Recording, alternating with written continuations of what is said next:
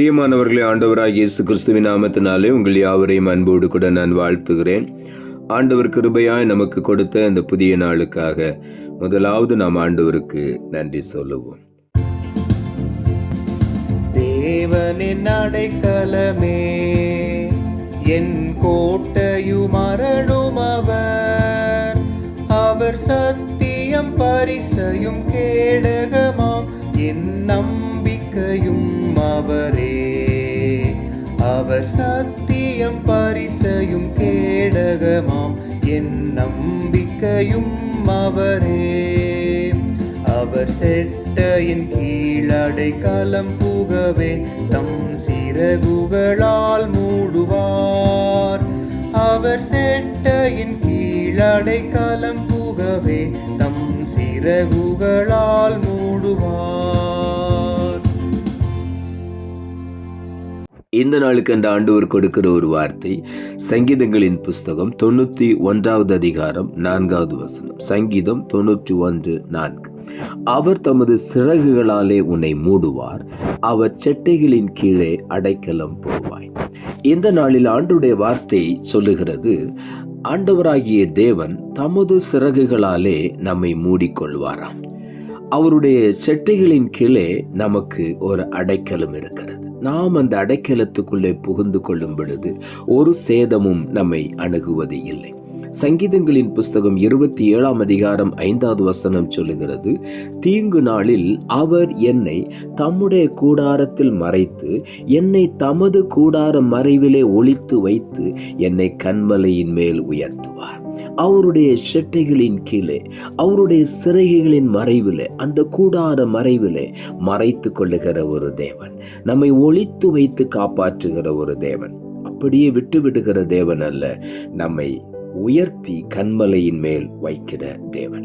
ஆகவே இந்த நாளிலும் உள்ளத்தின் ஆழத்திலிருந்து ஆண்டவருக்கு நாம் நன்றி சொல்லுவோம். சங்கீதங்களின் புஸ்தகம் 57ஆம் அதிகாரம் 1 வசனம் சொல்லுகிறது, எனக்கு இறங்கும் தேவனை எனக்கு இறங்கும், உம்மை என் ஆத்துமா அண்டிக் கொள்ளுகிறது.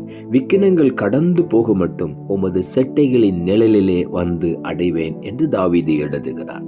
ஆண்டவரே எனக்கு இறங்கும், உம்மை என் ஆத்துமா அண்டிக் கொள்ளுகிறது. விக்கினங்கள் எல்லாம் கடந்து போகும் வரையிலும், எல்லா விக்கினங்களும் என்னை விட்டு கடந்து போகும் வரையிலும் உம்முடைய செட்டையின் நிழலுக்குள்ளாக நான் வந்து அடைக்கலம் புகுந்து கொள்ளுவேன்.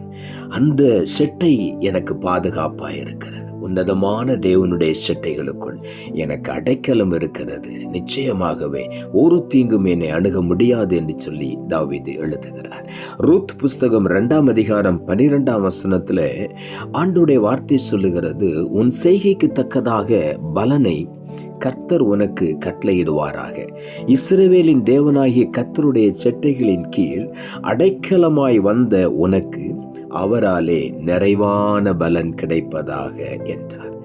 இங்கே ரூத்தை குறித்து வேதத்தில் எழுதப்பட்டிருக்கிறது, இஸ்ரவேலின் தேவனாகிய கர்த்தருடைய செட்டைகளின் கீழ், இஸ்ரவேலின் தேவனாகிய கர்த்தருடைய செட்டையின் கீழ் அடைக்கலமாய் ரூத் வந்துவிட்டபடியினாலே, ஆண்டவராகிய தேவனாலே, இஸ்ரவேலின் தேவனாகிய கர்த்தராலே அவளுக்கு நிறைவான பலன் கிடைப்பதாக என்று அங்கே வேதத்தில் எழுதப்பட்டிருக்கிறது.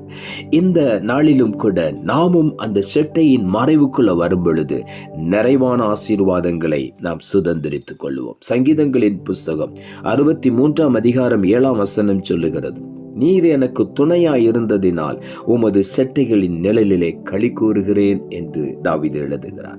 ஆண்டவர் நமக்கு துணையாய் இருக்கும் பொழுது அவருடைய செட்டைகளின் கீழ் நாம் அடைக்கலமாய் வந்து விடுகிறோம்.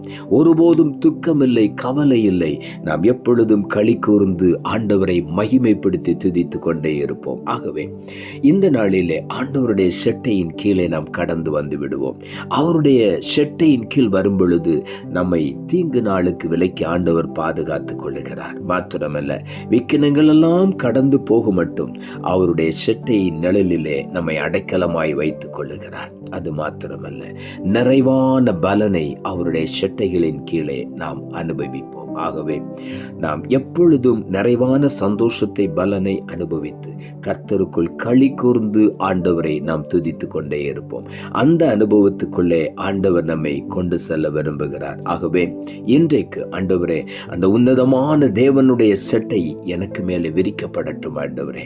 நான் அந்த செட்டையின் கீழ் அடைக்கலமாய் புகுந்து பாதுகாக்கப்படுவேன் என்று இன்றைக்கு ஆண்டவருடைய செட்டைகளுக்காக நாம் காத்திருப்போம். அவருடைய செட்டைகள் நம்ம மேல் விரிக்கப்படும். அவருடைய சுத்தத்தை நாம் செய்து அவருடைய பாதத்தில் நம்மை அர்ப்பணிக்கும் பொழுது அவருடைய செட்டையின் நிழலிலால் நம்மை மூடிக்கொள்ளுவார், நம்மை பாதுகாத்துக் கொள்ளுவார், அற்புதமாய் நம்மை வழி நடத்துவார். ஆகவே உள்ளத்தின் ஆழத்திலிருந்து ஆண்டவருக்கு நாம் நன்றி சொல்லுவோம். நாம் ஜெபிப்போம்.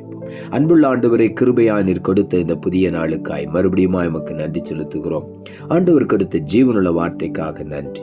அவர் தமது சிறகுகளால் அவனை மூடுவார், அவர் செட்டைகளின் கீழே அடைக்கலம் புகுவாய் என்ற வார்த்தையை கொடுத்தேன். வசனத்தை கேட்டுக்கொண்டிருக்கிற ஒவ்வொருடைய வாழ்க்கையிலும் இதுவரையிலும் பல காரியங்களை குறித்து பயந்து சரியான ஒரு அடைக்கலம் இல்லையே என்று சொல்லி வேதனையோடு இருக்கிற ஒவ்வொருவரையும் பார்த்து ஆண்டவர் சொல்லுகிறேன், என்னுடைய செட்டைகளின் கீழ் உனக்கு அடைக்கலம் உண்டு, நான் என்னுடைய சிறகுகளாலே உன்னை மூடி பாதுகாத்துக் கொள்வேன் என்று ஒவ்வொருவரையும் பார்த்து இன்றைக்கு நீ சொல்லுகிறபடியினால் உமக்கு நன்றி.